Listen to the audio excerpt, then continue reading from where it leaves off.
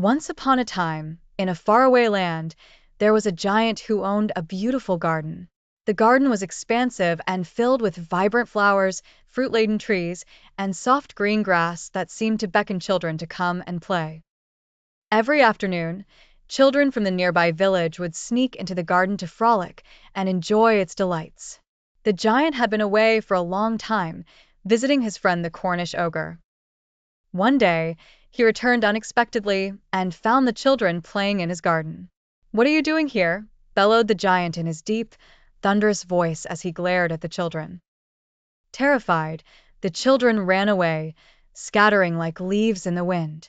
Upset over the intrusion, the giant decided to take action to keep the garden all to himself.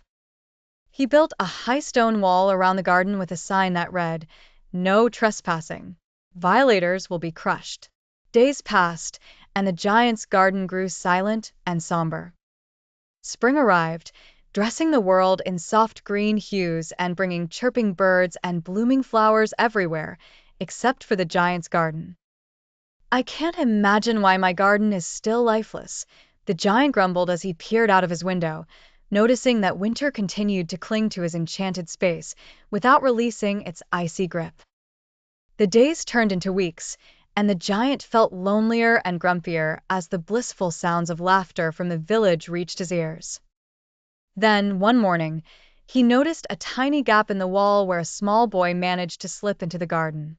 Soon after, a few other children followed, drawn to the garden's charms like moths to flame. To the giant's astonishment, wherever the children set foot, the garden began to blossom. The trees sprouted leaves, flowers unfurled their petals, and the birds returned, filling the air with melodious tunes.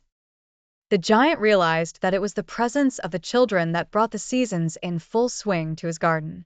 Watching their joyous expressions as they played, a warm feeling spread in his heart. That very day, he decided to pull down the walls himself, bit by bit, until his garden was open once more to the children. "You can come and play here as much as you want," the giant announced, trying on a smile he hadn't used for years. The children, overjoyed and cheered by his transformation, responded with laughter and joined hands to dance around him, as if casting a spell of happiness over the formerly barren land. The giant, now a friend to all, spent his days tending to the garden hand in hand with the children.